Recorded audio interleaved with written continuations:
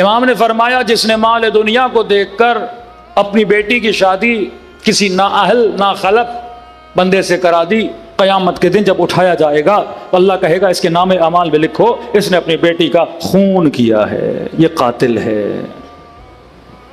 क्योंकि नस्ल तबाह की है इसने। इमाम के पास आया, इमाम ने कहा देखो, एक बंदा आया कि मौला शादी तो मैंने की है लेकिन हम खुश हैं। मौला फरमाते हैं मिसाल कभी यूनिक केसेस की नहीं दी जाती, ऑल ओवर आपको मिसाल देनी चाहिए। पूरी दुनिया में भाई कौवा क्या होता है, काला होता है। अब शायद आप किसी मुल्क में कौवा सफेद मिल जाए, लेकिन क्योंकि ज्यादातर कौवे काले होते हैं तो हम कहते हैं कौवा काला होता है। हो सकता है कोई यूनिक केस निकल आए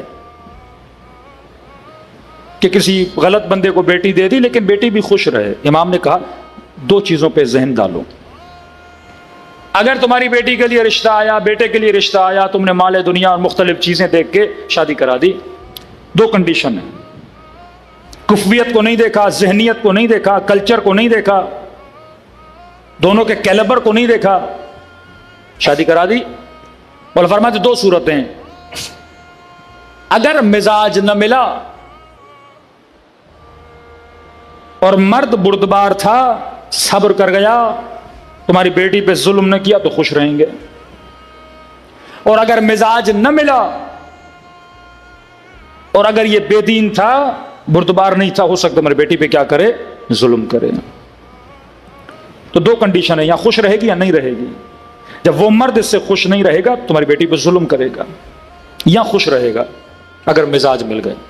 और फरमाया अगर तुमने किसी दीनदार बंदे को, साहिब तकवा को, खौफ खुदा रखने वाले को, अहले बैत के नेटवर्क की सोच में पनपने वाले को अपनी बेटी दी, फिर भी दो कंडीशन है, हो सकता है इन दोनों का मिजाज न मिले, मिजाज मिल गया तो फिर भी खुश रहेंगे, लेकिन अगर मिजाज न मिला, क्योंकि वो बेदीन था वो जुल्म करेगा, ये क्योंकि दीनदार है तुम्हारी बेटी पे कभी जुल्म नहीं करेगा। तो दीनदार बंदे का प्लस पॉइंट है कि तुम्हारी बेटी क्या रहेगी, खुश। अब दीनदारी की एक्सप्लेनेशन क्या मासूम फरमाते, देखो अमीन है कि नहीं, सादिक है कि नहीं।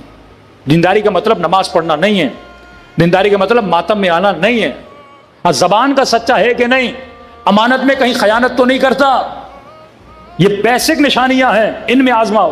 पहले उसका कैरेक्टर देखो, हो सकता है नमाज आदतन पढ़ता हो, मस्जिद आदतन जाता हो, मातम आदतन करता हो, इसके अंदर मारिफत है कि नहीं है, ये चीजें देखो। और आज के जमाने में किसी जवान को पहचानना, किसी खातून को पहचानना बड़ा मुश्किल नहीं है, पहले जमाने में मुश्किल था। कहा मौलाना कैसे पहचाने, मैंने कहा रविश ये है, उसके हमसायों से पूछो कैसा है, उसके दोस्तों से पूछो कैसा है, आज पूछने की जरूरत नहीं है, उसका फेसबुक अकाउंट खोल दो, हाँ भाई फ्रेंड लिस्ट में चले जाओ, पता चल जाएगा। हाँ आज कई खवातीन अपने अकाउंट बना के बैठी है, देख लो दोस्त कौन से हैं, रुफका कौन से हैं, दोस्तियां कहां हैं, उसका माइंडसेट रीड कर लोगे। अगर उसकी फॉलोइंग में सिर्फ सिंगर्स हैं, बदबख्त हैं, शराबी हैं, कबाबी हैं, तो उसकी पसंद का तुम्हें पता लग जाएगा। लेकिन उसकी फॉलोइंग में अगर हुसैन का हरम है, कोई आलिम है, कोई नेक बंदे हैं, कोई ऐसी तंजीम है, कोई ऐसे ग्रुप्स हैं, तो पता लग जाएगा इसका माइंडसेट कैसा है। तो तुम अपनी पूरी नस्ल को क्या कर दोगे, बचा दोगे। यजीद असर है बनु उमय्या की तरबियत का, अब्बास असर हैं अली की तरबियत का। एक वर्जन ऑफ अली इब्न अबी तालिब, दूसरा वर्जन ऑफ बनु उमय्या, दोनों कारखाने बच्चे बना रहे हैं। एक कारखाना है जो सलमान बनाता है, बूजर बनाता है, सिब्ते जाफर बनाता है, शहीद हुसैनी बनाता है, शहीद मोहम्मद